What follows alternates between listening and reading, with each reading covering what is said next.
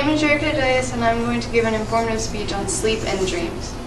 Imagine yourself standing in a rose garden full of gleaming white roses. As you reach out to touch one, you gently touch the petals, and the color of the rose changes to a bright blue.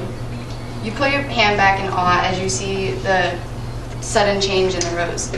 You slowly go to touch the next white rose and see that it too changes colors, this time pink. You begin walking down the row of roses, and as you touch every single one, each one changes to a different color: purple, green, yellow. You hesitate as you reach the last and final rose. You look back at all the colors around you. You look back at the rose and gently pick it from the bush. As you lay your finger on it, you wait for the color to change to something bright. As you hold it in your hand, you watch as the white slowly fades to a deep dark black. As you watch, in your hand, the rose withers and crumbles. You look up around you, and the rose garden is gone, and all that is left is darkness. As you look off into the distance, you see the silver light. As this light grows, the darkness fades. As the darkness fades, you realize that you're dreaming. You slowly open your eyes. Though dreams have no clear, concrete meaning behind them, there have been many theories as to why we dream and where they come from, and the reasons behind them. Sigmund Freud, the father of psychoanalysis, says that dreams were a representation of unconscious desires, thoughts, and motivation. He says that people are driven by aggressive and sexual instincts that are repressed from conscious awareness. In his famous book, The Interpretation of Dreams, he writes that dreams are disguised by fulfillments of repressed wishes. However, though his theory is a very popular theory, his is not the only one. Ernest Hartman, professor of psychiatry at Tufts University School of Medicine, says that the activation of the brain creates loose connections between thoughts and ideas, which are then guided by the emotions of the dreamer. Though the reasons and thoughts and theories behind dreams have been a mystery for centuries, there have been observable scientific observations between our brain functions during our sleep and when we are dreaming. We go through two different types of sleep: NREM and REM, which is rapid eye movement. REM sleep is an active type of sleep when most persons' dreaming takes place. As 90% of our dreaming takes place in REM sleep. Non-REM sleep is a deeper, more restful type of sleep. REM sleep, the pawns in our brains paralyze our system, allowing us to have realistic dreams of running and moving without actually doing so. When we dream in NREM sleep, this is when most sleepwalking occurs. After our body has been paralyzed, our occipital cortex kicks in, which is incorporated in our vision. People who are born blind do not have the ability to dream in visual images. However, if they lost their sight later in life, they still can retain that visual dreaming because of the visual memory. After the occipital cortex and our vision has kicked in, our cerebral cortex then activates, which incorporates movement, hearing, and touch into our dreams. These are the main senses that we acquire while we dream.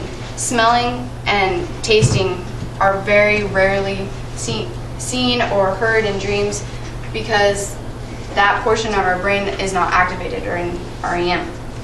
After these senses have been activated, our limbic system, which is the center of emotions in our brain, kicks in, allowing us to feel and to have emotions while we dream.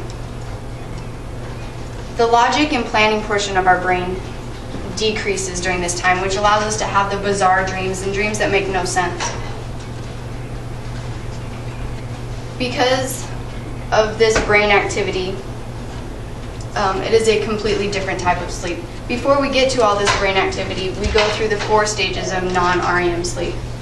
These stages are where our brain goes from being alive and awake and active to slowly getting into a deeper, more relaxed state. In NREM, we go through 4 stages of sleep where our brain shows activity, but can show observable activity in our brain waves. Our brain waves are beta, alpha, theta, and delta. Our beta waves are happening as we are awake and alert. These are the fastest and shortest brain waves that our brains show in our observations.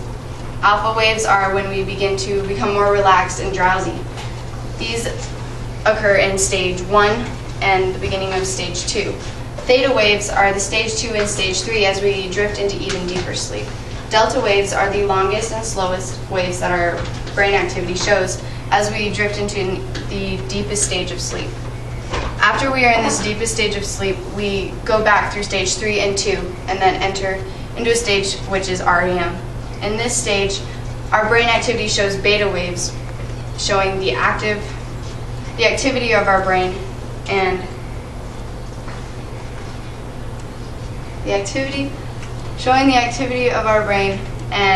the alertness that it is going through as we dream and have our realistic dreams. NREM sleep and REM sleep are very different because NREM sleep is the time for our bodies to recover physically from stresses that we have gone through during the day, the demanding physical portion, while REM sleep is the time for us to recover from the emotional stresses we've acquired during the day. Sleep loss deprives us of REM sleep, and when we go through this, we go through an REM rebound, which is an increased amount of REM sleep. Though sleep deprivation causes deprivation of REM sleep, other things such as sleeping pills and depressant drugs also cause us to lose our REM sleep. When we lose our REM sleep, we lose our ability to dream.